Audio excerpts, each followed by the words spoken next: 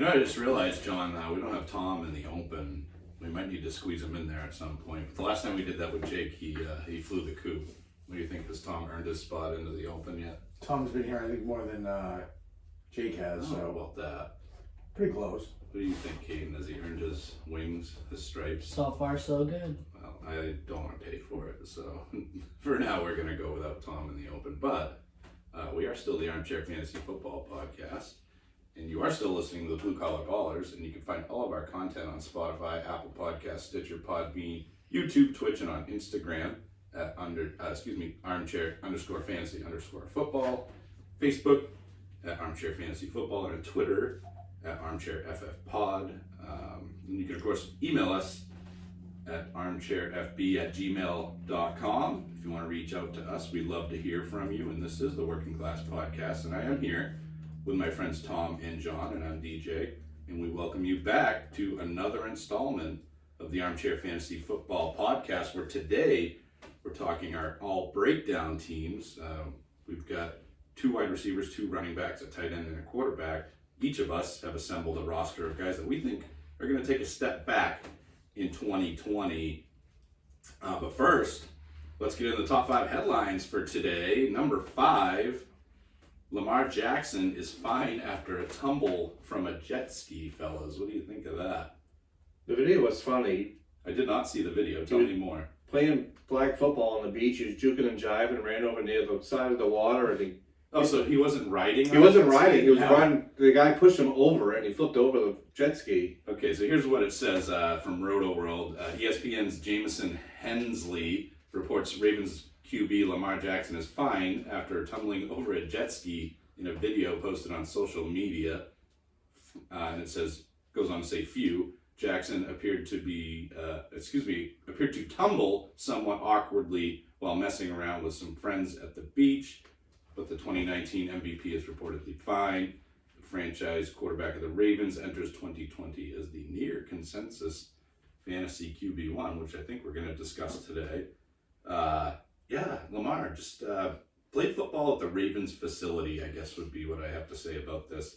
I'm sure the Ravens are not pumped about Lamar Jackson putting himself at risk in a very pointless flag football game that apparently has a Nickelodeon Double Dare style obstacle course, including jet skis.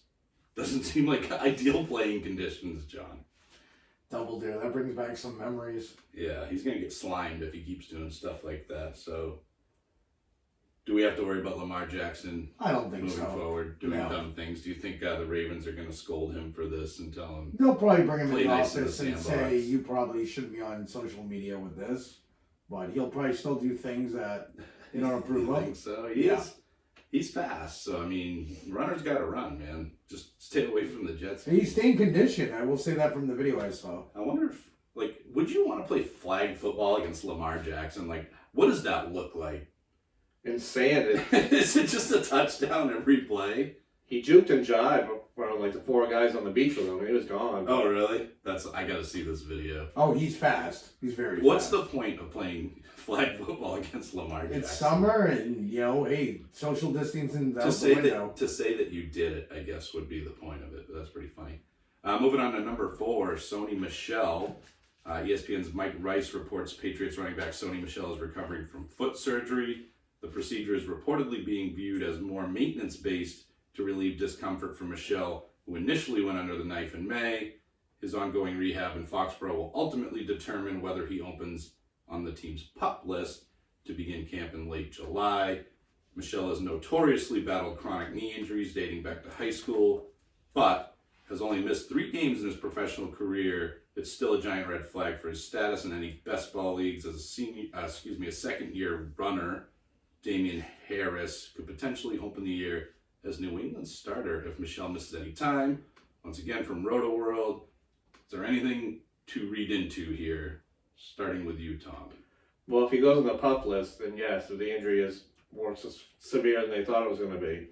Yeah, and if Damian Harris starts as the starting running back of the Patriots, there may be no looking back. He might just take that job and never look back. What do you think of that, John? They drafted Harris for a reason, and I think it's going to come in handy here. Sony scares me. He really does. He scared me before the injury, but now it scares me even more. Yeah. Gives me some pause about Michelle, but it also, he got fixed up. So surgery is intended to make you better. So if he is out there week 1, I don't know, man. Right now, I guess I'm staying away from that backfield is what I'm thinking. I don't know if you guys are on the same page of neither there. Jesus, stay on the backfield every year anyway. Yeah, it's always the best practice.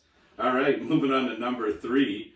Kareem Hunt says he understands he will be the Browns' number 2 back this season and is fine being part of a 1-2 punch. Quote, they run a lot of 2 backs, Hunt said of new coach Kevin Stefanski's system. I see myself just coming in and being a 1-2 punch. You know, Nick and I just coming in and taking over the game every week, which there is some bravado there, suggesting that he and Nick Chubb are going to be the heartbeat of that offense, but I don't necessarily disagree with that, and that's why I think both of these guys have value, John. I've got a hot take coming up on the next Hot Take Hotel episode that I'm not going to spoil quite yet, but it involves Kareem Hunt. I do have high hopes for him this year. Kareem Hunt played 8 games. In those 8 games, he averaged double-digit fantasy points, all but 2 in PPR. What do you think, Tom? They both could get 1,000 yards rushing this year. I totally agree. Just Totally the way they're set agree. up. And definitely 1,000 all-purpose yards for Hunt, and maybe, Chubb, I think you feel like it's implied, but again, when you look down the stretch last year, these guys had the same exact fantasy points pretty much to the numbers. So I love Kareem Hunt this year, and I love even more his value as, his ADP is very, very good. I'm trying to find a really fancy word to put out there. But it's a good solid ADP. So Kareem Hunt, draft him this year is what we're saying. Number 2, running back coach says Alvin Kamara played through 3 injuries last year. Thomas, their running back coach Joel Thomas, specifically pointed to the game against the Seahawks where injuries piled up, yet Kamara still handled 25 touches for 161 yards and 2 touchdowns, because that's what Alvin Kamara does. His 75% is a lot of people's 100%, is a quote from Thomas. Goes on to say, that's why he was playing through injuries. An injured Alvin Kamara had an okay season last year. We've seen a healthy Alvin Kamara. His ADP is valuable this year as well. It's a lot lower than you could typically get him in prior years. I think, guys, Alvin Kamara could be the number 1 overall running back in 2020. What do you guys think of that? Jump right in. It could be. You never know. If he's 100%, he's explosive on the field. He catches the ball in the backfield. And that's not going to change. Knowing that Drew Brees is there, that's not going to change. He's still going to catch passes, and I would argue a lot more than what he caught last year. What's your projection for Kamara this year? And a healthy Kamara, presumably, John. I think he can get 1,000 yards rushing. I know he's never done it before, but I think he can get 1,000. And he's definitely easily going to get 500 receiving yards. Last year, being 75%, he still managed to get 533 receiving yards and 81 receptions. Actually, every season he's had 81 receptions. I don't know if you knew that. Yeah. Doesn't he have that very number in 81. 2 seasons? All 3 years. All 3 of them. All 3 years. That's really weird. Yeah. So I think you're good for 81 this year, or more. Yeah. He finished as an RB9 at 75%. Yeah, come on. So easily can be a top 3. Yeah, he's. And with no touchdowns either. He didn't have a lot of touchdowns last Yeah. year. Can you look up his ADP for this year, John? Yeah, he had 6 total touchdowns last year, 5 rushing, 1 receiving. And that's on the low end, and Latavius Murray's still going to, I think, get a lot of the goal line work, but Kamara will get some of that, and he'll catch passes. I think that number should go up from a touchdown standpoint this year. I don't know if you have his ADP. I'm hurrying. His ADP is 5. That's his ADP this year. 80 ADP is I'm 5. kind of surprised it's higher than I thought it would be. Somewhere around there. That makes sense, yeah. I thought he was a back-end first-rounder, but No, consensus is 5. he was at one point. So that's moving on up, and this news is just going to make it move up potentially even more. So, number 1 on the top 5 headlines, Ezekiel Elliott tested positive for coronavirus. I look at this as a positive. Zeke's agent, Rocky Arsenault, said, quote, Elliott is feeling good. Previous report from Ian Rappaport noted several Cowboys and Texans players tested positive for COVID-19. Both teams have reportedly been following proper health protocol throughout the process. I'm telling you guys, there's two things that I take away from this. Sure glad he got it now and not during the season. And the other thing is what I mentioned before on Hot Take Hotel. Coronavirus is going to cause chaos this year. I really firmly believe that. You're going to have situations where teams, I mean, if one guy has it, how many guys could get it? And then you look at, they're going to have scrubs out there. It's almost going to be look like scabs, you know, if they were to strike. There may be situations like that. And it could cause playoff implications, certainly causes fantasy implications if they're top players. I think there's a lot to be afraid of in terms of coronavirus and the fact that these guys are going to have to quarantine, right, John? Yes, and on top of that, they're going to get tested. They're going to miss at least 2 weeks, if not longer. I'd say 3 weeks up to a month, possibly, depending on their situation, what they're diagnosed with. No symptoms, and then how they progress, and then they're going to have to get released by a doctor. Adds a whole different twist, not just to the game, but also with fantasy as well. Yeah, definitely. It's going to be a fun 2020, man. Freaking, this year's half over, thank God. And hopefully once 2021 comes around, everything, all this rubbish goes with it. But yeah, it's going to be an interesting season for the NFL this year. Yeah, you got any thoughts on coronavirus, Tom, and the effects that it's going to have on the NFL? You can see your 3 quarterbacks go out with coronavirus. Oh, I know. It's going to be different because the coaches are older. They're the ones that we be more concerned about. True, yeah. And just because, let's face it, guys, you drive around, nobody's socially distancing. Some people are wearing their little masks, but, that's only going to do so much. And some of them don't even wear it around. I saw a lady the other day, she had her mask around her chin. I don't know that that's really effective, but, so people aren't, these NFL teams, unfortunately, they have to look at these coaches and players as assets and kind of lock these guys down, if they want to play it safe. But that's hard to do, man, especially early 20-year-old kids. They're not going to want to sit at the house while they're not playing football. Yeah, like that video of Lamar Jackson, he's at a beach. Yeah. He had no mask on. None of them did. Well, no, yeah, because nobody does. Nobody does. Nobody takes this thing seriously, but then it's made to be very serious. It's vintage America. It's America. Whatever. I'm just glad I have Ezekiel Elliott in my keeper league, and he's getting this coronavirus out of his system, so he should be fine and playing for me all season. So we hope. We don't know anything about second waves. Well, typically people don't get it twice, but I'm no scientist, and I don't even think the scientists know what the heck they're doing. There's no vaccine, so we're paying these guys millions of dollars, and we have nothing to show for it at this point. So we'll see how it goes, but it's gonna be interesting. My guy's getting it through his system right now, though. I'm just saying. Check block one. I'm just saying. Week 1, when I see Saquon Barkley's name on there. Wow. Sweet. Wow. My guy's already got it all taken care of. All right, let's get down to the all breakdown team. A little bit different episode today. We're not going to talk too much about some of the players that are on our list that we've already spoken about quite a bit. There are certain players that we've touched on in several episodes. Where's Chris Carson? Chris Carson, anyone? I think he just entered the room. But we're not going to talk about Chris Carson today too much. We're not going to belabor the point on Aaron Jones, who actually made the hat trick, the only player to get the hat trick and make it on all 3 of our all breakdown teams. So we're probably going to be wrong about him since we all agree on that. But we'll start with my all breakdown team, and then we'll move on to John's and then Tom's. So for me, and again, we have quarterback, 2 running backs, 2 wide receivers, and a tight end. My quarterback was easy, and you guys went in a different direction on this, and I didn't understand why. Because to me, the biggest breakdown at the quarterback position and the biggest drop in the rankings and the biggest step back this year, I think it's going to be for Ryan Tannehill. We've talked about Ryan Tannehill before, but so I'm not going to belabor the point on him too much. But you're looking at a guy who had a 7.7 touchdown percentage in 2020, looking at a career average of 4.5. And he's been in the league a while, so that was just completely out of the norm for him. 70.3% completion percentage. His career, 63.5. Only in week 4 did Ryan Tannehill support 2 double-digit PPR receivers for his number 1 and number 2 wide receivers, being Corey Davis, A.J. Brown. this is Derrick Henry's team. Tannehill, everything went his way last year. It's not going to happen this year. And I don't know if you're going to see Tannehill in the top 15 this year. And it wouldn't surprise me. I know they just gave him a big contract, but it wouldn't surprise me to see him benched at some point this year. I really would not be surprised by that.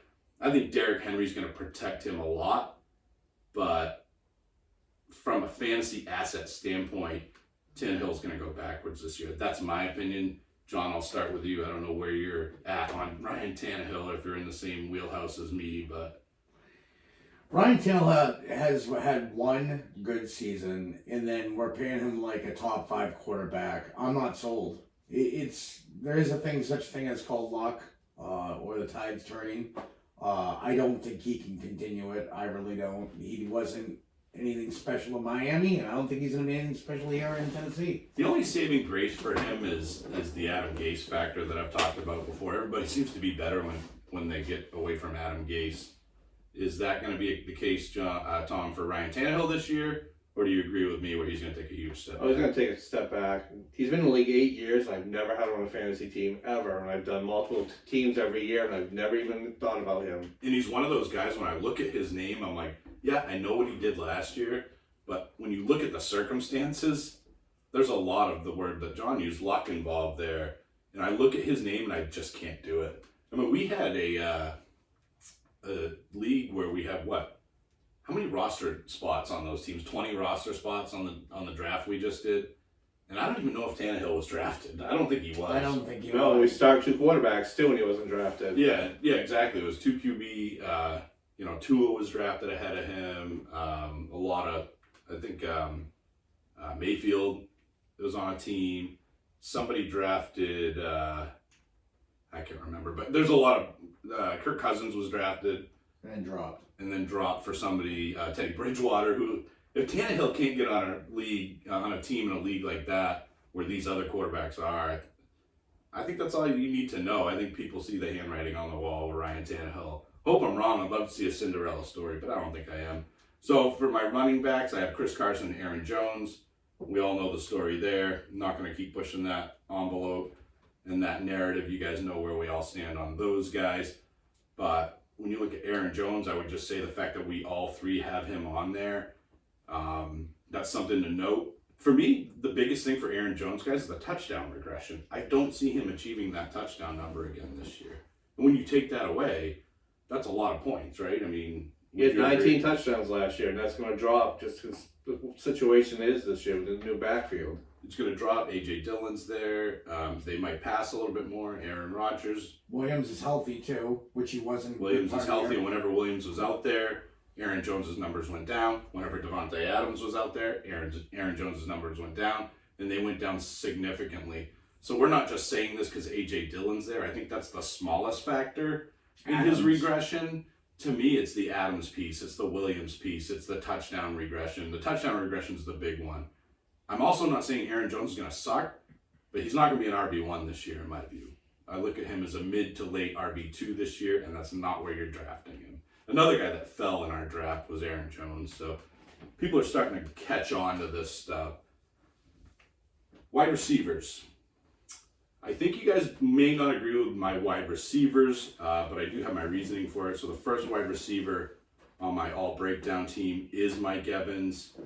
I look at Mike Evans as, without question, the N'Keal Harry of the Tampa Bay Bucs offense at this stage of his career. And I mean that in terms of the role that he plays, not as far as productivity at this point of their career. Obviously, that does not mirror each other. But at this stage of his career, Brady has notoriously thrown to the type of explosive players that have yak ability. And none of the players in the league literally rank higher than Chris Godwin, finishing first in the league in yak. He's going to be a huge asset to Tom Brady. Mike Evans did finish 3rd in contested catches, but Brady hasn't chucked it up to a wide receiver to catch the 50-50 ball, to me, since Randy Moss. And the only other guy was to Rob Gronkowski. It's especially concerning for Evans, given that he finished 48th in cushion and 57th in target separation. I don't think that's going to cut the mustard for TB12. Speaking of Gronk, Evans finished 13th in red zone receptions last season, which was really solid. But Rob Gronkowski's in town and will undoubtedly carve into those targets, those red zone targets. It's going to be a thing. And I also happen to think that Brady, with him in the fold and the addition of Keyshawn Vaughn, potentially Devonta Freeman, Tampa's not going to finish tops in the league in passing attempts anymore. And I think that's going to affect all of the pass catchers for the Bucs. I think it's going to affect Mike Evans the most. Guys, I look at Mike Evans as a wide receiver too this year. And he could be a low-end one at that. I know Bruce Arians wants to chuck it down the field. That's easier said than done. Bruce Arians isn't the quarterback. I'm just not convinced Mike Evans is a great fit for where this offense is headed with Tom Brady. John, what do you think of Mike Evans this year? And do you think he regresses like I think he will? I think Mike Evans is heading for regression. Brady is not the deep thrower he used to be. He'll still take a shot here and there, but it's not, you don't have Winston at the helm anymore. You have Brady. Brady has, especially at his age now, is a dink and dunk kind of quarterback. As where Winston, there was many times they were behind, and he was just slinging it and throwing it downfield 30, 40 yards. He wasn't very accurate downfield, though. But and the one good thing about Evans is he is a yards per reception type of guy. But he doesn't get separation like these other guys do. I think that's the big factor for him this year, is he doesn't get that separation that a guy like a Godwin or an Edelman does. Or a Gronk, or even a Cameron Braid or an O.J. Howard. O.J. Howard, jury's still out on him, but you do agree that Evans is going to see a big step back this year, you think? He won't see the 1,400 receiving yards, or I think he's safe for 1,000, but 1,100 is tops for me in this type of offense. Yeah, I keep thinking, and I'm like, who could I compare him to from a productivity standpoint from last year? I keep thinking A.J. Brown. I think he's going to have an A.J. Brown year, what Brown did last year. And that's not going to be good for if you're, what you're accustomed to get from Mike Evans. Tom, am I being too hard on him? Sort of. He's going to get the second cornerback on the team now. Godwin's going to be the number one. He's going to get that number two cornerback down the sideline. The safety's going to be over the middle watching Gronk. So he's going to have a lot of one-on-ones down the field. And you think so? You think? I'll agree with you here. Rob Gronkowski is going to change that dynamic for sure, because teams are going to have to pay attention to him. I look at Evans. They're both, him and Godwin are both explosive, and I think that's why Brady is a guy, on a side note, that you really have to look at this year, because teams are going to have to focus on so many different pass catchers on that team, especially if you have a 2 tight end set. You know what I mean? It's going to be...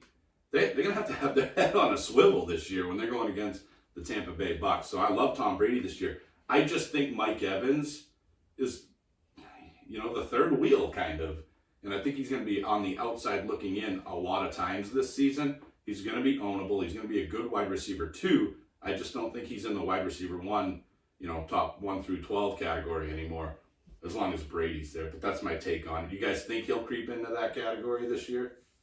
And what about the consistency of him? Do you think that will be a concern? Because I think consistency is going to be a huge concern. He could have a 3-touchdown game one week, and then the next week do nothing. Tom, do you agree with that? Oh, I agree. He's going to be the Brandon Cooks on the Patriots, who was there, 70 receptions, 1,000 yards, and 5-6 touchdowns. That's a great comp, Tom. That's it, John. Whatever you It's think. almost equal to last year. He only had 67 receptions. You look at his numbers, and you would think, but he only played 13 games, so...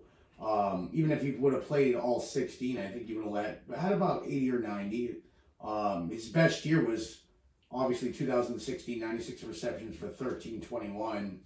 Or his 2018 year with 50. I think he's only had over 90 receptions once in his career. I could be wrong. 96 in 2016, 86 What was in his 2018. targets that year? Targets were 173. Last year, He ain't going to get targeted 173 he only had times. 118 targets last year. His average is about 130, 140. Yeah. He'll see, I think, 110, maybe. But he doesn't turn those targets into passes necessarily, you know what I mean? He's a guy that doesn't create a ton of separation, or get a ton of separation, I guess. But Brady's accurate in the passing, though. He is. Winston. Yeah, but he doesn't throw passes when you know what I mean? He's not... Brady can read through every single one of his progressions, so he doesn't throw a ball if he thinks that he shouldn't. That's why he doesn't throw a lot of picks, and he doesn't take a lot of chances, and he might have to do that with Evans. So just be aware. I'm warning you guys, Mike Evans is going to be fine, but he could be... I think he's definitely in the wide receiver 2 category. and I guess you could call this a hot take, but I could see him creeping into the threes if everything goes the way I think it might in terms of how this offense is going to go. My other guy at the wide receiver position is Allen Robinson. I got some concerns for Allen Robinson this year, and I was going to put Julian Edelman here, but then I started researching him, and I'm like, this actually could be a good transition for Julian Edelman. He's never going to get the passes that Brady has, but it might not be the crushing blow that we think it's going to be with Brady out of town. Then I looked at Allen Robinson. And Allen Robinson has only finished in the top 10 one other time in his career other than 2019. It was all the way back in 2015. Robinson was targeted heavily last year by Mitch Trubisky, but there's no doubt in my mind that he's not going to be the long-term starter in 2020. Anthony Miller is a thing. I love Miller coming out of Memphis. I have always looked at him as a slightly smaller DJ Moore, and coming out of college, I had them ranked pretty much side by side. Chicago does have the absolute easiest schedule for wide receivers in 2020, but I look at that as more of a benefit to Miller than to Robinson. Miller could even surpass Robinson if Foles is under center, and I know that sounds crazy, but it's possible. Outside of being Philadelphia's starter in 2013, Foles hasn't made a habit of throwing to his number one option at wide receiver. In fact, in 2017, Nelson Aguilar led the team in targets, and in 2015, Tavon Austin led the team in targets. Let's not forget, Chicago's added not one, not two, but three tight ends into the mix with Jimmy Graham, Demetrius Harris, those guys in free agency, and Cole Kmet, arguably the number one tight end coming out of college this year. He was drafted in the second round at a position that wasn't even in need. I think that indicates how much they like him. And let's not forget, Adam Shaheen's still around. There's a lot of pass catching options added into the mix. I think Anthony Miller's primed for a nice breakout this year. And if Nick Foles is under center, guys, I think you see Allen Robinson go back to being what Allen Robinson was before. And that's just a nice, solid wide receiver 2 or 3. Where do you guys project Allen Robinson this year? I would love to see Allen Robinson maintain what he did last year, but with a change at possible quarterback and possibly, we don't, even with the easiest schedule, we don't know what Trubisky, if he's worked on fixing anything, and obviously they're not sold on him. They brought in Foles as insurance, so if I had to guess, I think Robinson would be safer than wide receiver 3, but has a chance for a wide receiver 2. I don't think he has that wide receiver 1 upside. I don't. And let's not forget, Tom, that this team said we're not picking up Trubisky's option. The long term is not good for him. No, and Trubisky likes throwing to him. Foles is a decent quarterback at best, and he doesn't really... Who's going to throw to the open guy? Exactly. Yeah, and the open guy typically isn't the number one receiver on the team. I think that's the big factor in play here, guys, is it's going to be Foles. I could be wrong. Mitch Trubisky could be awesome out of the gate, and if that's the case, get you every bit of Allen Robinson that you can find. I don't think that's going to be the case. Last year, there wasn't really a guy that they could push Mitch Trubisky with. Nick Foles is a Super Bowl winning quarterback. Is he one of the best in the league? No, I agree with you. But he's got street cred. He's done it before, and he can push Mitch Trubisky, and I think he's going to push him out of the way. And that's going to be a big problem, given Foles' history of throwing to the number 2s and even number 3. Nelson Aguilar was a number 3 receiver on that team that year. You could argue Tavon Austin was as well. And then when he was in Philly before, Riley Cooper caught a ton of passes too. So I think it's bad news for Allen Robinson. I think it's good news for Anthony Miller. I just see Allen Robinson taking some big steps back this year. Again, when we talk about these guys, we're not saying they're going to be irrelevant, but you need to consider all the factors in play when you're drafting these guys, and you can never ever assume that 1 year translates to the next, because oftentimes it doesn't. And that doesn't even account for if Montgomery spikes this year. And they have Tariq Cohen. More run usage. They could run the ball a lot more based on the fact that they don't feel comfortable with Trubisky or even Foles. They just might change their game. Right. And let's say they go to a 55-45, run the ball 55% of the time and throw 45. Right. It all change. And Foles, I can see Foles checking down a lot to Cohen, and I think they probably want to use Cohen a little bit more this year than they did last year. I think he was underutilized last year. They're going to make changes to that offense. I think one of them is going to be Mitch Trubisky, coincidentally. So down to my tight end, had to go Austin Hooper here.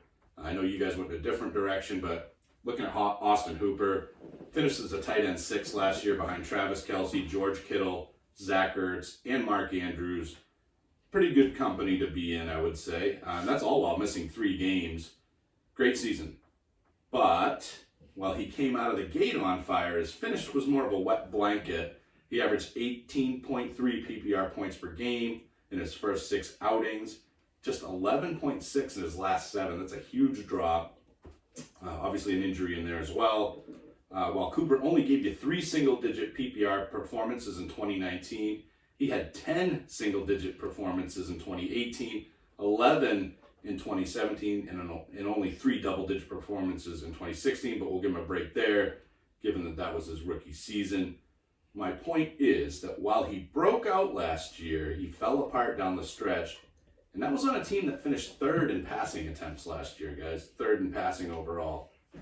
The Browns are overloaded with pass catchers like Beckham, Landry, Hunt, Hooper, Njoku, just to name a few. And that's a team that finished 22nd in passing, by the way, with a quarterback that struggles past his first read.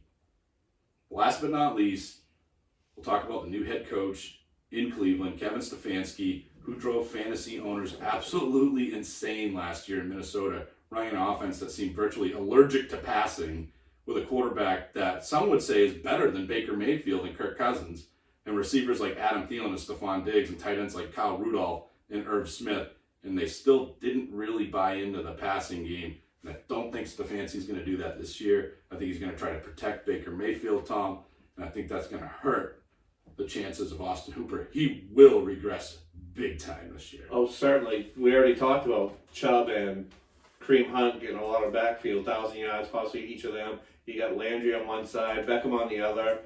There's just not enough balls for him to get the 75 receptions he got last year. And, John kind of asked earlier before the show, he's like, why did he go there then? And Tom and I just, we did the money thing with our hands here. It was all about the money. They paid him more than anybody else did. That's why he's there. I don't think he cares about how many fantasy points he scored you if he's, hitting the ATM every day and getting big chunks of cash out, John. You looking at a regression, big time regression here for Hooper? I'm not talking a regression. I'm talking a big time regression. Are you on board with that? I think he dips quite a bit here. Last year was on obviously a career year for him, only with 13 games. Take his best season ever, even in Atlanta. Before, well, not counting last year, but the year before, he had 71 receptions on 88 targets for 660 yards and 4 TDs. Last year, let's say he doesn't miss the 3 games. Let's say he hits 1,009 touchdowns. He's not going to see that in Cleveland, especially with the coaching change. You're going to run the ball a ton more. I see target-wise, if I had to say, I see less than 60. Oh, I totally Easily. can see that. Easily. Totally. And I don't even see him getting past 600 yards, maybe 500 if he's lucky. Yeah, it's going to be rough for Austin Hooper. I would go as far as to say do not draft. I don't know if you guys agree. I wouldn't draft him as a tight end 1, maybe as a backup, just to have him there. Yeah, John? Let me put it this way. Njoku, in the 4 games he did play, saw 10 targets. Now you bring in Hooper, so 2 targets a game, basically, is what he averaged. Maybe 3. So that's not even counting all the other mouths. And I didn't even get into how much Baker Mayfield targets tight ends, which is pretty much not at all. Like, this shows it right here. Even the year Njoku played in 2018, he had 89 targets. he led the team, and that was the biggest. And if you look at the Browns as a whole, they just don't target the tight end. They might now with Hooper in town, but I don't know, man. The history doesn't indicate that. I think it's going to be a rough season for Austin Hooper. And honestly, let's just look at other tight ends. Like, if we're talking about Austin Hooper, and this is kind of, I think this is going to blow people away a little bit. But when you look at the tight end position, I'll ask you, would you draft Hayden Hurst or Austin Hooper? Hayden Hurst. Hayden I Hurst. would draft Hayden Hurst. Would you draft, let's say, Rob Gronkowski or Austin Hooper? Rob Gronkowski. Gronkowski. All day long. Tyler Higbee. O.J. Howard. OJ is where I might draw the line because Bruce Arians hates his guts. And I don't normally go with that narrative. I know Jake did last year on, I don't remember what player, but he's like, oh, coach hates him. It was actually Kerryon Johnson. But I would take Hunter Henry. I would take Mike Gesicki. I probably would. Based on upside. I think he has more upside. Noah Fant. I don't know, you definitely I love fans. Yes. I love the Broncos. They're going to be the highest flying offense this year, according to Tom. We'll see if that shakes out. What about Jared Cook or Austin Hooper? Jared Cook. Jared Cook just a Drew Brees. I agree with you. Here's one for you. Darren Waller or Austin Hooper? Darren Waller. I would too. Waller over Hooper, I have to. Well, that's going to get interesting. Because you both have Darren Waller on your all breakdown teams. But that doesn't mean these guys are going to stink. I just want to repeat that. So, John, we're going to move on to your all breakdown team. Just to recap mine. Well, we could probably me and his are very similar. We could probably do both at the same time. No, don't disrupt the flow of the show, John. Don't disrupt the flow of the show. You already just did. Well, my quarterback is Lamar I'm Jackson. going to recap mine. Okay, recap. Making me sad right now. So my quarterback, Ryan Tannehill. My wide receivers, Allen Robinson, Mike Evans. My running backs, Chris Carson, Aaron Jones. And my tight end, Austin Hooper. John, let's move on to yours. Okay, for quarterback, I picked Lamar Jackson. You got to explain yourself on that one. Lamar, What level of regression are you talking about here? he's not going to put up a 1,200 rushing yards. An insane average of almost 7. And I don't necessarily disagree with the fact that there will be regression, but he's the consensus number 1 fantasy quarterback right now. That's expert consensus. He has the highest upside. I'm not saying that. I'm not saying he doesn't have a lot of upside. Teams are going to dress him differently this year than last year. They didn't know what to expect out of him. I don't think most teams did not have an answer for him until Tennessee did. And even then, they only stopped him so much. Yeah. But I don't see this team, they're not going to pound him with another almost 200 attempts rushing. But that he's on your all breakdown team, you're indicating that you're looking at a significant regression for him. Yes, I don't see him getting 1,200 rushing yards. I don't. History, Michael Vick did not even put up 1,000 rushing yards multiple times. And Tom, you guys do match on this one. You actually have Lamar Jackson as well. So to what degree do you guys see regression for him? Where does he finish rushing yards? Where does he finish with touchdowns in comparison to where he finished Well, he had this 42 touchdowns combined, passing and rushing last year. That's going to drop dramatically, probably 30, 32, which is still a pretty good season. Mm-hmm. He's probably going to get 900 yards. They did add another run. J.K. Dobbins in the draft for running back. And you know I love him. And they lost Hayden Hurst on the team, and they didn't replenish him. Yeah, they didn't really use him, though. I mean, they have Mark Andrews. But he took away one of the linebackers. Andrews was open down the side. Yeah. He's your franchise quarterback. You're not going to run I know he has the potential to rush for 1,000 yards like Vic did. And he is a multi-threat. But Duke ran for 6.9 yards. Yeah, almost 7 yards a clip with 7 TDs. I can see. And in his rookie season, which let's remember was his rookie season, he ran for 4.7. And he had 5 rushing touchdowns. In 2019, he had 7. I can see him getting the 7 touchdowns rushing again. That I can definitely see. The passing touchdowns is where the big difference was. And let's remember, he only started 7 games. He only started 7 games in 2018. So he was on pace for more rushing touchdowns in 2018 than he got in 2019. But he only had 6 passing touchdowns in 2018. And, of course, 36 in 2019 as the season starter. So even if he played double the amount of games, he would have still only seen like 12 passing touchdowns. Also his rookie season, though, so we have to take that into consideration. I think a lot of his regression is going to come from passing touchdowns. I think he doesn't see, I say 25 to 28 range. I think some of those throws last year, he threw it, he got lucky, and I'm not saying all 36 were lucky, but I would say a good handful were teams not respecting him throwing at the beginning. He was tearing teams up. For the record, although he is the consensus quarterback 1 this year, he ain't going to be the quarterback 1. We all know who that's going to be. That's going to be the undeniable Kavorka of Pat Mahomes. Pat Mahomes was banged up last year. We saw in the playoffs what the real Pat Mahomes is all about. He's taken the throne back. There's no question in my mind. I don't think Lamar Jackson is going to regress to a significant degree, though. I see him finishing as the QB 2 or 3. Where do you guys see him finishing?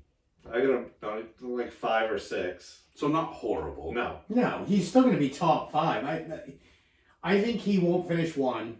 He has a chance for. I don't think he's even number 2 this year. I think he'll finish about 3rd. So you guys are saying don't draft him ahead of Pat Mahomes, but who else would you draft ahead of Lamar Jackson? I feel like he's easily the number 2 quarterback this year, in my opinion, in terms of where he's going to go in the draft. I can't justify Russell Wilson ahead of Lamar Jackson. I could justify Dak Prescott. I was going to say Dak. I could pick. Kyler Murray. Kyler Murray. Man, Kyler Murray's all hyped this year, though, dude. Like, I love Kyler Murray, and I really do think he's going to break out this year. But we thought the same thing about Baker Mayfield last year. Not to get off on a tangent, because I know he will be on the next episode of the All Breakout Team. I'm sure he's somebody's quarterback.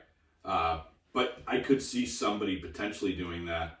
He's got similar skill set to Lamar Jackson. I think a bigger arm than Jackson, though. I think you guys would agree. Murray's got a bigger arm than him.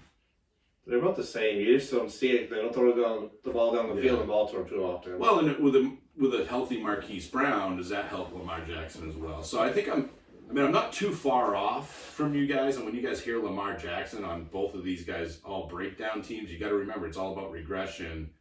And when you look at a guy that threw 36 touchdowns, that's a lot of touchdowns. That doesn't happen very often. You're looking at the best in the league get 30, and that's a really, really good season. I could see him go down to 30 touchdowns. I could see his rushing touchdowns go up, though. I think he's going to throw more picks, too. 6 is amazing. I don't think they structure the offense to put him in the position to throw a lot of picks. I really don't. But he barely even had tip passes. I just think teams are going to do, perfect example, J.J. Watt, deflecting the ball more. They're going to figure out a way to stop, contain him more. A QB contain. The problem with him is he's similar to Michael Vick, but I think he's better than Vick. I think he's a better and more polished all-around quarterback than Vick. Is you just can't defend this guy.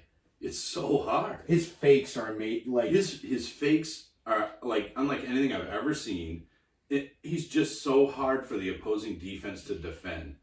You can watch all the tape in the world, but if you can't catch a guy, you can't catch a guy. And that's why I think he's still going to be in the top 3 for quarterbacks based on his rushing. Again, I could see his passing touchdowns go down to 25. But I think you're going to see positive regression in the touchdown category. I think he's going to get more than 7 rushing touchdowns this year. So that might balance itself out. Don't disagree with you guys, but people are going to ask, Lamar Jackson on a regression list? But that's why, because you can never assume that a player's productivity, especially at the quarterback position, especially with a guy with a, quote, I guess I'll say, unique set of skills like Lamar Jackson, you cannot assume that you're going to translate 1 year's productivity to the next. You just can't do it. So I see where you guys are coming from with that. I just look at Ryan Tannehill as much bigger drop-off than what Lamar Jackson's going to see. Who else you got on your list, John? Aaron Jones, which we already discussed. Do you guys have anything else to add to Aaron Jones? I think we're pretty good on that. I just don't see him getting those kind of touchdowns. A lot of that had to do with those touchdowns. Yeah, Devontae Adams. Yeah, so we'll move on to your next running back. Which is, I don't have my list in front of me. It's on my phone. I apologize. Oh my God. We are recording with my phone. Tom, what do I do right now? Derrick Henry, John, is on your list. One would think that you've had this memorized. We are trying to be a professional podcast here, John. Most people... I can use the working class spin only to a certain degree here. Okay? No, I get that. You have to at least remember your list. Do you remember your list? I got mine. Okay. Derrick Henry. To me, Derrick Henry's one. I know David Kucher's going to love this segment. Derrick Henry, to me, is one-dimensional. Friend of the show, by the way. I don't see him repeating his performance again. He's not going to get 1,540 rushing yards. He's not with a 5.1 average. It's not going to happen. I don't care how good the line is. I don't care how good he is. Most running back performances, and I know the same can be said about Christian McCaffrey, but Derrick Henry does not catch the ball. And in PPR, standard leagues are different. But he put up 16 touchdowns, and the fact that he even caught 2 receiving touchdowns baffles me because he's only caught 1 before that. He's never seen more than last year was a career high, 24 targets. He's never seen more than 20 targets any season before. The fact is, rushing wise, he still, yes, he put up a 5.1 average. I don't see that happening. I really don't. I have a hard time disliking Derrick Henry just because it seemed like once Mike Vrabel got into town, they figured it out with this guy. And they're like, man, this guy is a 250-pound, 6'3" linebacker that plays the running back position. He's a Gronk-like mismatch on the field. How do we not use this guy? And you could tell when they figured it out. It was kind of around week 10, but even then he only had 11 attempts. It was like week 14 in 2018 where they really figured it out. 17 carries, then 33 carries and 21 carries in the last game. He had 16 carries, and he just started balling out, and he didn't really look back. And when you look at his points for those games, 47.8 in week 14 against Jacksonville, week 15 against the Giants, 30.24, week 16 against Washington, 16.2, and week 17, 11.6 against Indy. And then the next season, which was last year, we were wondering if that was real because we kind of seen spurts of it from him in the past. And it was real, and it was spectacular. And this guy just dominated on the ground last year. And he is proof that you don't have to catch a ton of passes to be a really productive running back. His first game against Cleveland, he had 28.9 fantasy points. But after that, he wasn't spectacular till about week 9 against Carolina. Even Carolina contained him for 13 carries for 63 yards. It's week 10 on is when he dominated. But he barely ever gave you single digit performances. And he averaged 19.6 points a game, dude. When you get 20 points from your running back, are you pumped? Yes, especially no receptions at all. But at the same time, you look at the numbers, other than week 1, he got 28.9.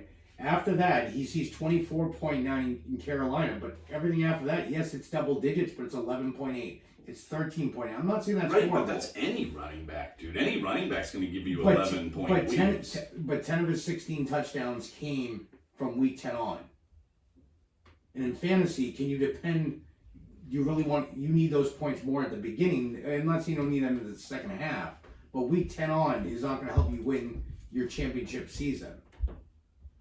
I just look at him as Christian McCaffrey without the receptions. I really do. Like, his usage is at a Christian McCaffrey level. And even Christian McCaffrey had games last year where he gave you 10 points, 13 points, 5 points. You know what I mean? So, like, even the absolute best in the league gives you that output. I think, and this is my opinion, and I'm kind of, Tom, I'm not really letting you chime in, but I think as long as Vrabel is there, Derrick Henry gets this usage. That's what I think. He can get 2,000 yards rushing this year. The way that offense is set up for him to ground and pound. Yeah. He's on a contract this year, too. He's got like that's a good point 12 too. to 15 other running backs coming into the free agency with him next year. So that's why I'm high on Fournette this year, too, is because they're going to, number one, they're going to work him into the ground because they're not going to re-sign him in all likelihood. Number two, he's going to be trying to get a big contract. Derrick Henry will also get run into the ground for a different reason, and he's going to be fighting for a big contract. And I mean, even when I look at his touchdowns, I don't see a ton of regression there. I mean, it's not like he scored, 19 touchdowns like Aaron Jones. And he scored 16, but that's still 3 less. The receiving touchdowns, I think you could probably drop those off. I agree with you there. And I could see him go down to 13 touchdowns. But then I'm like, well, who's going to compete for goal line carries with this guy? Like with Aaron Jones, you can point to a couple of possibilities in the return of Devontae Adams. With Derrick Henry, I mean, we went through the list of their running backs a couple shows ago, and I thought Caden was on that list. I think he was. Nobody's going to compete with Derrick Henry. I think an injury is the way you might see some regression from him this year. I think you might see regression. I don't think it's going to be significant. And I know where you're coming from because you've had Derrick Henry where he's totally burned you, and I get that. And I feel that, man. I've been there with players before. But this is Mike Vrabel's Derrick Henry, and I think it's different. Do you think the same? Oh yeah, he reminds me of Jamal Lewis back in the early 2000s. Just a big bruising back who got 2,000 yards. Well, look at Brandon Jacobs was a huge back when he played for the Giants. He had a great season, then he just fell off. Yeah. He ran too big. He wasn't fast. He was just a big And back. Derrick Henry's like, I think he's like 4'6" or something. 4'5". 4'5", 40 for a guy that's 250 pounds. He does have that speed. Runs a little bit too upright sometimes, and his footwork isn't great. I was gonna say he almost stands up when he's running, but What the hell does his footwork need to be good for? He's a Volkswagen bus out there. You know what I mean? I think he's more of a second half player than he is a first half. And the That number could be too, but I'd rather have him give me 11 points every week in the first half of the season and dominate down the stretch. Playoffs and the championship game Right. right there. But you could be right. I love when we disagree. I guess we'll see. Because somebody's gonna get their face rubbed in it. We gotta break out the wheel pretty soon here. Oh, this is pretty Yeah, weird. because we might have a bet here on Derrick Henry.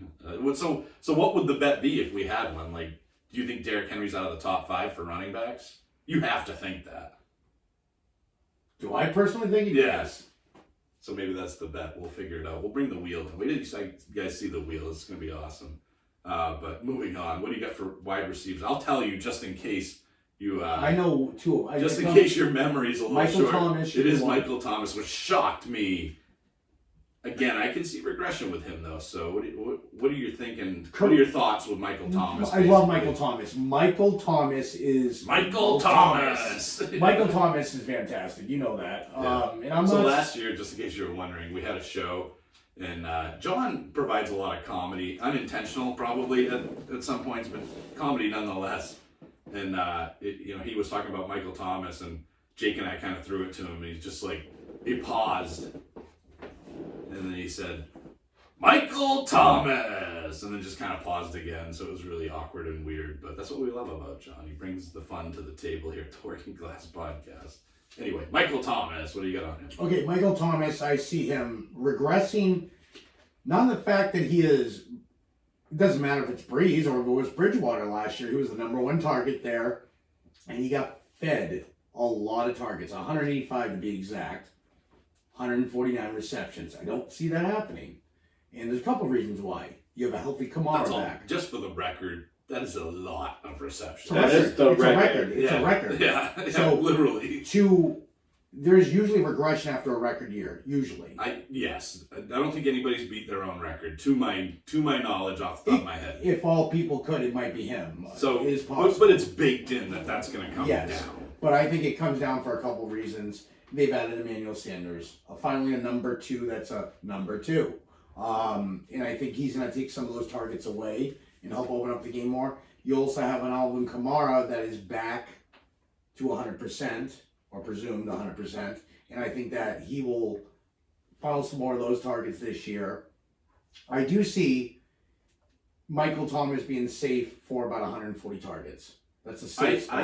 I think you're going to see what you saw in 2018. About 100. He had 147 targets, which was pretty common for him. The year before, he had 149 and 125 receptions.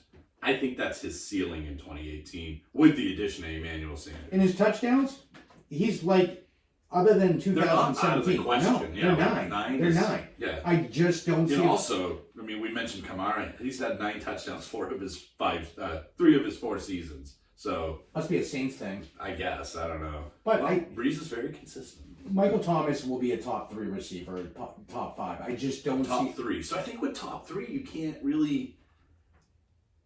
I don't know. It's hard for me to say the guy's going to regress when he's going to go from number 1 to number 3. It's hard for me to say that that's regression. It can be. I can, I guess, from a total point standpoint. But if he's losing, let's say he's losing 25 receptions, that's 25 points if you think his touchdowns are going to stay the same. Now shave off about And his yardage, yeah. Let's shave off 325 yards.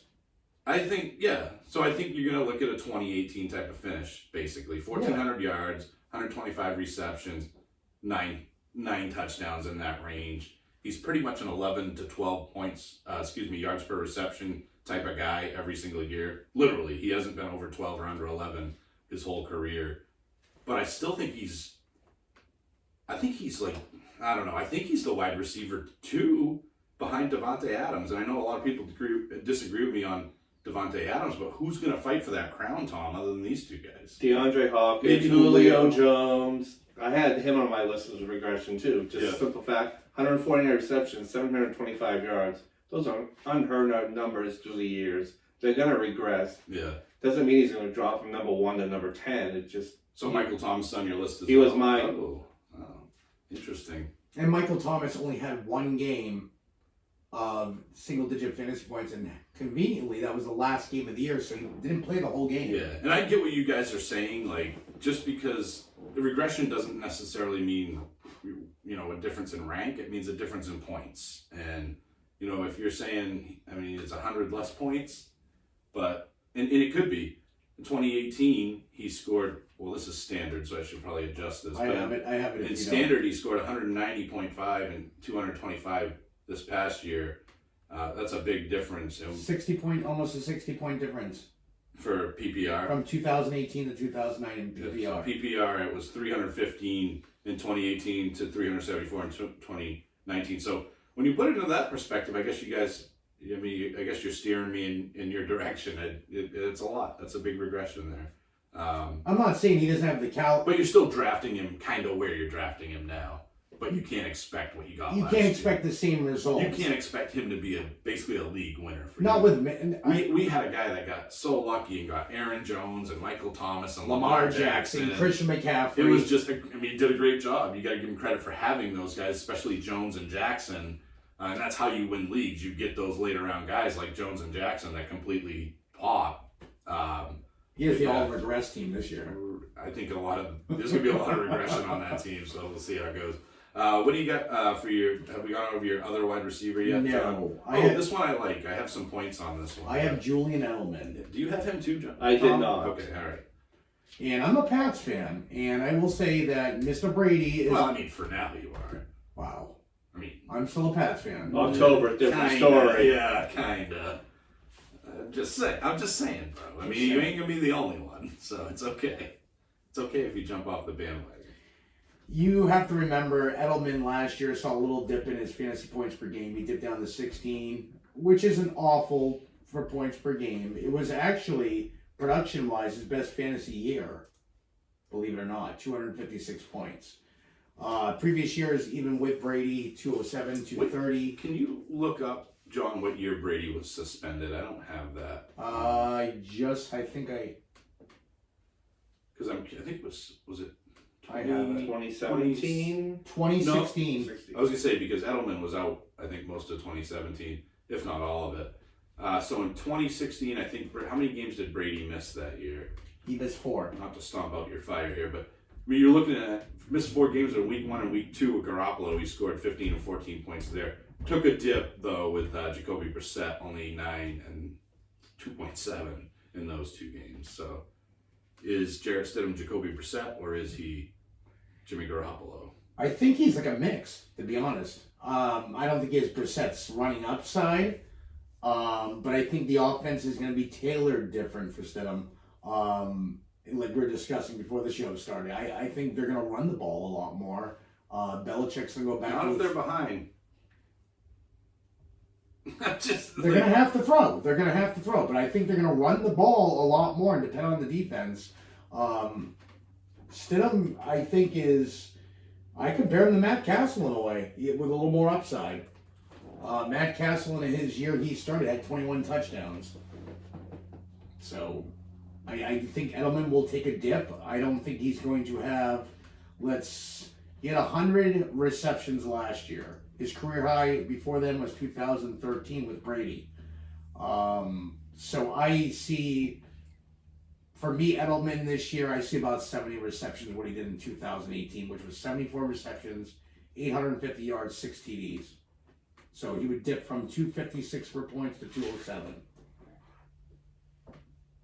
Look, I'm just not a Jarrett Stidham guy, but and I think because he's not going to be great, that's just a hunch on my part, and I can kind of back it up. We kind of went over some stats before the show, but looking at him in college, he threw 8.5 yards per attempt.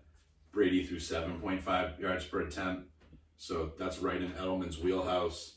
And some of the feedback from the breakdowns on Stidham out of college, he can throw a pretty ball with a tight spiral with the conditions are perfect. He takes bad sacks. Movements in the pocket are unpredictable and often his undoing. Melts down under pressure late in games when attempting to come from behind. These are not qualities that Tom Brady had.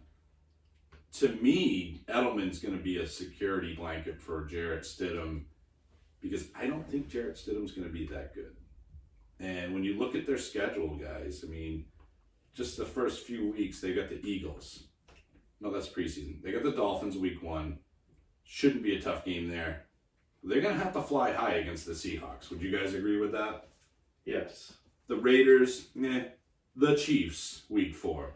They're going to have to fly high against the Chiefs. Then they have the Broncos, Tom, and you love them. And then the week after that, they have the 49ers. I mean, they're just, these games are going to be situations where the Patriots can't just sit back and run the ball. I don't think. And I don't know that, I mean, let's look further into the schedule.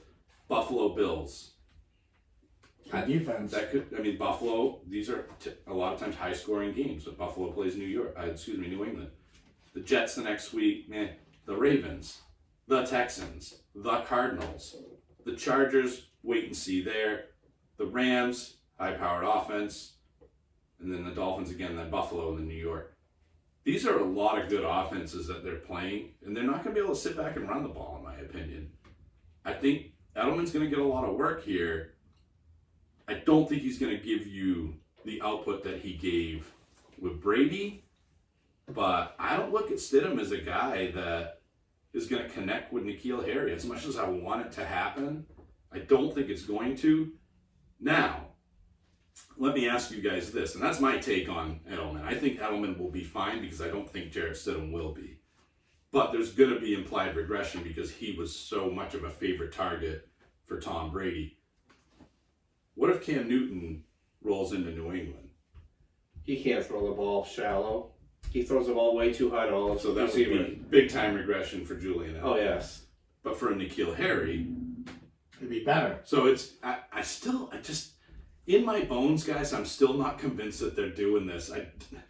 Unless they're tanking for Trevor. That was my first instinct, and I really believe that it could be a possibility that they're just going to have a crap season so they can get Trevor Lawrence, and then we got to watch 20 more years of this crap.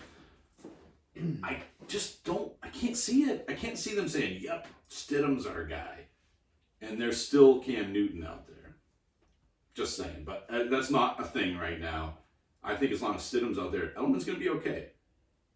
That's my take. I also think the other part of it is, let's not forget, Edelman's not a young pup anymore. He's 34. He's not. He's 34. And the next hit could be the last for him. Exactly. Definitely. Age is catching up to him, and it's starting to show. The injuries are starting to, you know what I'm saying? Last year, he played hurt quite a bit.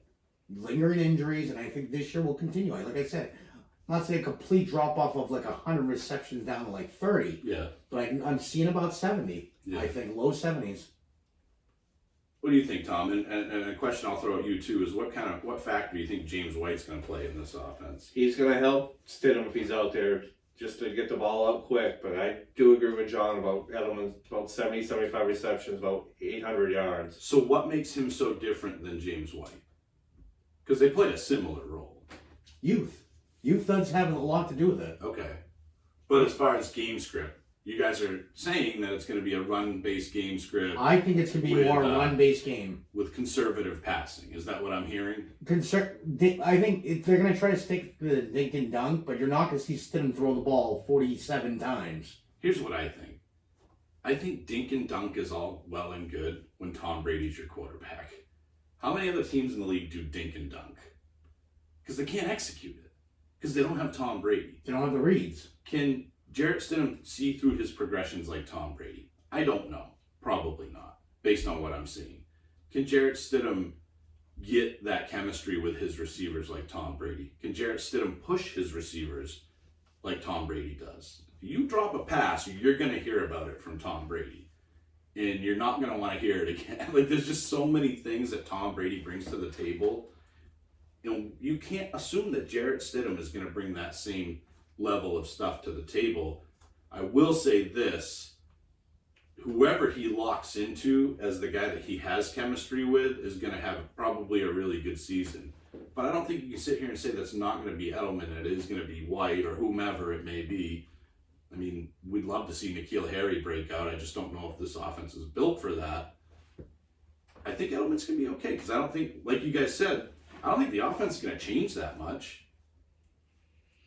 With that being said, I think Julian Edelman's a good fit for that, for what they do and what they've done over the years. That's my take. You guys think it goes in a different direction, but I'm not hearing a lot of convincing points on how that's going to happen. I just think their offense changes dynamically. It's not the same offense we've seen in the past. I think, like I said, I think it becomes more run-based, and I don't think they're going to tailor this offense more for Stidham. Brady they didn't have to tailor the offense for Brady. Brady knew the offense. Let's be honest, half the time he probably created some of his plays in the huddle. Stidham's not going to have that type of freedom. His game is going to be scripted by the coaches. The offense is going to have a lot more 3-and-outs this year as well. Brady got that 3rd and 7 completion to Edelman. That's not going to happen as much as it was in years past. I could definitely see that, and there is room for improvement on the rushing side of it. They did finish 18th in rushing last season, so they're middle of the pack, more toward the back side, but pretty much middle of the pack. Could be right, but I look at Edelman as like a pass-catching running back. I really do, and that's why I think he'll be okay. But we'll wait and see on that. We won't spend the whole show on Jules, as much as he is a fun guy to watch. All right, your tight end. You guys do share this, so I'll let you guys kind of spout off on Darren the Baller Waller right out of Las Vegas. Tom, I'll let you start with this one. He just came out of nowhere. He played 3 seasons in Baltimore, had substance abuse issues, and blew up for 90 receptions, 1,145 yards. He only had 18 receptions in 3 years beforehand. Ooh. So that's a guy that is primed for regression to the mean. I look at numbers like that, and it is alarming to see somebody break out that much. What about Mariota? Does he end up working his way into the starting role there? Who knows? Gruden just likes the hot quarterback as much as any other guy. And Derek Carr didn't have that horrible of a year last year. No, but he loved Darren Waller. And yes. Darren Waller played 16 games too, which he hadn't done up to that Well, point. let's also factor in, look who's there now. We got Ruggs there. Yep. We have a healthy Josh Jacobs. Healthy Hunter Renfrow. He played well down the stretch last year. He did. Renfrow I like. Tyrell Williams, remember. Don't forget Brian Edwards, guys. Yeah. I like Brian Edwards a lot. Antonio Brown, left, I was going to say left, but was gone from the team a few weeks before the season started. They didn't really have time to replace him. Waller benefited from this than anybody. Tyrell Williams missed how many games, or was not completely healthy for how many games? Let's not forget, guys. He's an oldie, but maybe still a goodie. Jason Witten rolled into town in Las Vegas as well, which I didn't like that signing because I didn't think it was good for Darren Waller. But he's a legitimate tight end. He's not going to be out there for every play, obviously, but he's going to be out there on 2 tight end sets, and he's about as reliable as they come as Jason Witten. I'm more concerned about Jason Witten than anything else, but I do agree with you, Tom. I'm even looking at okay, can I get anything out of fantasy points per game from this guy to compare? And it's not there for that either. He just didn't have it. Like you said, he was a 6th-round pick, so not a very high pick. Baltimore picked him 204 overall in 2015 out of Georgia Tech, and now all of a sudden he explodes onto the scene. They added a lot to the passing offense. This guy's tailor-made for regression. I totally agree with you guys on this one. Not as much as I do in terms of pairing him against Austin Hooper. I think Hooper sees a bigger drop than Waller does, because I don't think Waller has the competition at a pass-catching level that Hooper does. I really don't, so I think there will be a baseline there, but I could see him going down to 70 receptions easily. He didn't catch a ton of touchdowns, so that really was a non-factor. But he had 117 targets as a tight end. That's a lot. You're talking George Kittle, because he was Kelsey. like you guys said, he's the only option. Well, now he's not the only option.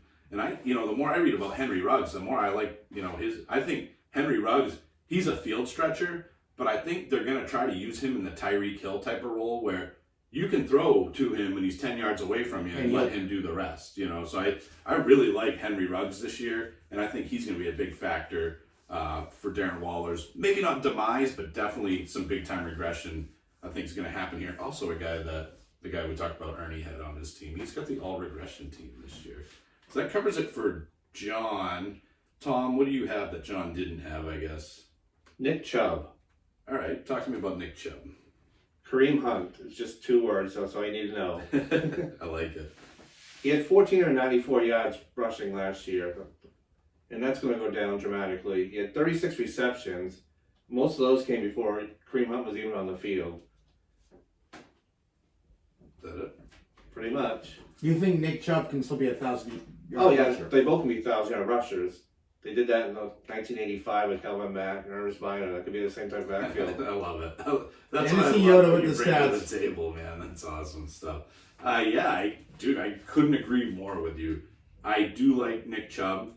I do like what he brings to the table, and I do like him as a solid running back too. I don't like his ADP. He's way too early. He's a first and second round pick in a lot of cases, where Kareem Hunt, you can get him in the 5th round, sometimes 6th round.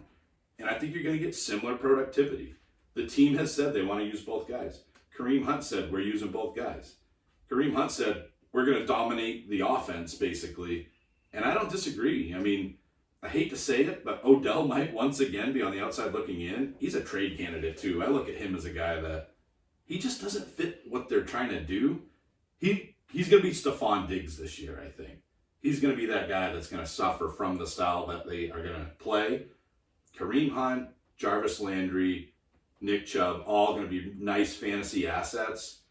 But Nick Chubb isn't going to have the ceiling that you thought he had last year because Kareem Hunt is there. Well, His numbers went down significantly once Kareem Hunt came back. I mean, he had 5 single-digit games from week 11 on when Kareem Hunt was there, and that was in PPR. Hunt completely changed the dynamic, and Hunt was slightly better down the stretch in terms of consistency, and their points were almost identical when they were both on the field. That's the change that Kareem Hunt brings. But while you will see, I think, a lot of regression from Chubb, I think they're both really valuable, and I think you agree with that. Well, Thunder and Lightning out there, both those guys together. The thing I like about this is you compare it to Minnesota last year, because that's the coach we have now. He ran the ball a lot. So Chubb does have that upside of possibly getting the high rushing yards and the touchdowns, but like you said, when it comes to PPR, he will completely drop off because of Hunt, but Hunt's more almost like a Dalvin Cook than Chubb is. So I see Hunt, you can get him a bargain, 5th, 6th round, maybe not later. Hunt was the number 1 running back in fantasy not that long ago. And then he did something really stupid and offensive, and it cost him a big chunk of his career, and it cost him a workhorse role. But how many times have we seen guys that aren't in workhorse roles? Look at James White. Perfect example. Kareem Hunt's going to have a nice year this year, and you're going to get him for a steal. Hunt can also have the chance, if they both have good seasons, they could trade one of them at the end of the season, too. Yeah. He'll have a nice year, going to be a steal, and it's going to be, unfortunately, at the expense of Nick Chubb, but it's not going to kill Nick Chubb. I agree with you totally on that one, Tom. What else you got? And Devontae Parker. Why do you hate this guy? I guess thought we convinced him last week not, to like him. Didn't we convince you? 9 total touchdowns his first 4 years. His contract year, where he gets paid, he gets 9 touchdowns. That's They a switched good quarterback. number. Yeah, for 4 years for 9 touchdowns and 1 year for 9 touchdowns. Yeah, I guess. He also has the hardest schedule in the NFL for Miami does. He also doesn't have Adam Gase holding him back anymore. Hey, listen, I kind of agree with you on Devontae Parker. I don't think he's going to be worthless, though. I mean, he's going to be the number 1 target there. I hear you on Preston Williams, but Preston Williams, we don't even know if he might be on PUP to start the year.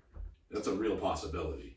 And Devontae Parker's going to rake in those situations. Like you said, he performed with Williams out there last year. Not as good, but I think maybe those are the games that you could see the output for Devontae Parker this year is the games that Preston Williams was in. But Devontae Parker was still pretty good in those games. So if Ryan Fitzpatrick is at quarterback, if Tua is in there, the offense is going to completely change this year.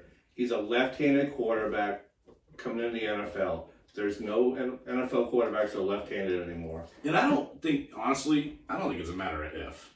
I think it's a matter of when Tua Tagovailoa is out there at quarterback. Well, let's not forget, too, they didn't have a run game last year at all.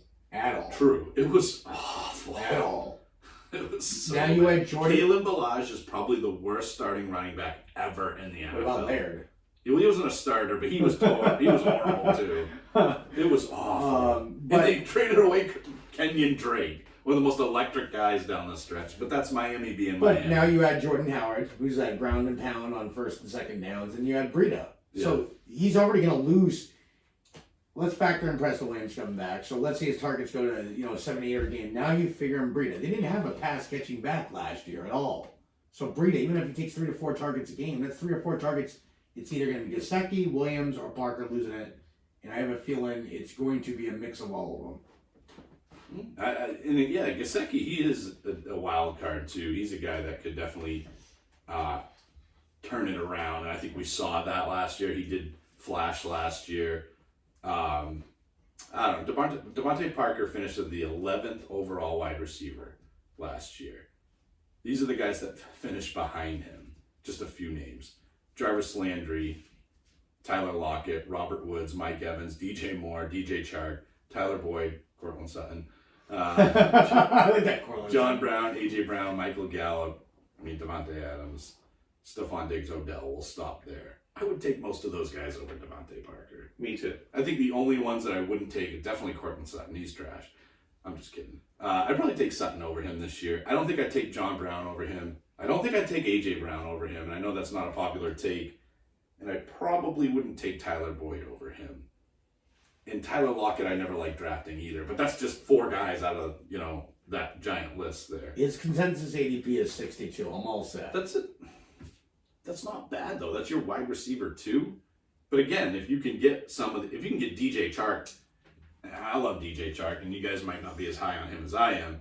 But if DJ Chark's sitting there and Devontae Parker's sitting there, I might break my finger trying to hit the DJ Chark button. I'm gonna hit it so hard, And even like a DJ Moore, God, I would definitely take him over Parker, and even going a little bit further down the list, Calvin Ridley, Terry McLaurin. I'd probably take those guys, so it's interesting to look, and you guys know I love to look at who else is there and who would I take over him. There's a lot of guys I would take over Devontae Parker this year. And it's the Dolphins, and the Dolphins got a Dolphin. They're going to screw something up somehow. It's going to happen. So we're all pretty much in agreement on Devontae Parker. You got anything else, Tom? No, that's it. No. Everything's the same. All right, you guys hate Michael Thomas. You guys hate Lamar Jackson. You guys hate Aaron Jones. We never said hate. We just... I know. But yeah, that's what it's all about, regression, guys. And the reason we do these episodes isn't to tell you to not draft these guys. It's to tell you that you're not going to get the same output that you got the year before, and you need to temper your expectations. And careful of the warning signs. Like, look at the variables. Yes, when a player sets a record, there's reasons these were records. The chances of them happening again, except for my bold take on Christian McCaffrey. Was that a bold take? Those bold 1,000 yards rushing It'll be the team first- 2 years. Right? 2 years in a row. No one's ever done He's it. had one good hot take, and he's hanging his hat. Come on, that was a bold call. Well, we get a lot more positive in the next episode. It's the all breakout team, and we're going to talk about some guys that should make a big jump in the right direction this year. So that's going to be really fun. And until then, this has been the Working Class Podcast, the Armchair Fantasy Football Podcast. We'll see what John can do next show to make us laugh at or with him, depending on how it goes. Hopefully you have a laptop, by the way. You can put a lot of information on that. It's a very handy tool. It's a MacBook too, so it's a really fancy one. But anyway, until then, we'll see you guys next time. Thanks for listening to and supporting the Armchair Fantasy Football Podcast. Please subscribe, leave us some nice reviews on Apple Podcasts, and we would greatly appreciate it. And we'll see you next time around. See you guys. See ya.